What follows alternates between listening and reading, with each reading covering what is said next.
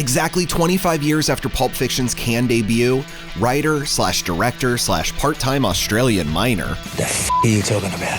Quentin Tarantino releases a new, sprawling masterwork of nostalgia, violence, movie references, and of course, feet. So on this IMDbrief, presented by Progressive, we'll look at why Once Upon a Time in Hollywood has everyone talking in France.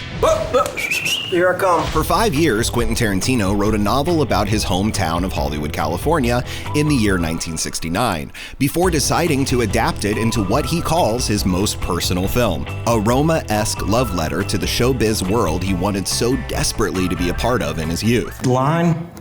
Cut! Embarrass yourself like that in front of all those goddamn people! Leonardo DiCaprio and Brad Pitt star as fictional actor Rick Dalton and his stunt double Cliff Booth. And Tarantino pulls from the real lives of Burt Reynolds and stuntman-turned-director Hal Needham, who worked together on everything from Gunsmoke to the Cannonball Run. You may be a little overqualified for this job. In fact, Tarantino was even named for Burt's character on Gunsmoke, Quint Asher, so his lifetime of movie references go back as far as the day of his birth. I know how good it is. The film meanders through several seemingly unconnected parallel stories, much like Pulp Fiction, with 3 distinct chapters on 3 different days in 1969. February 8th, 9th, and August 8th, the eve of the infamous Manson murders, a chilling night that is credited with ending America's era of free love and innocence. In this town, that can all change like that. Margot Robbie plays Sharon Tate, and her bubbly take on the tragic actress has been turning heads since this picture of Robbie in costume first dropped. But her role is mostly seen and not heard.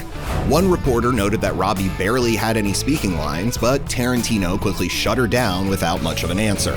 Yeah, it's about right. Still, Tarantino's press has been mostly good, and many fans in the Cannes audience during the 6-minute standing ovation heard around the world are predicting Oscar nominations for Tarantino, DiCaprio, and Pitt. IMDb founder and CEO Hal Needham even had to break his own rule of never rating a film a perfect 10 out of 10 on the first viewing, writing, "It is not only my favorite film of the year so far, it will be my favorite film no matter what comes along."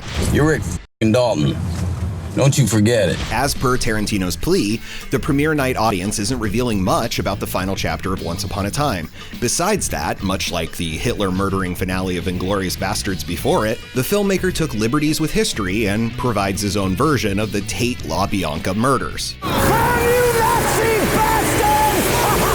Looks like we'll have to buy the ticket and take the ride for ourselves when Once Upon a Time in Hollywood hits the US on July 26th.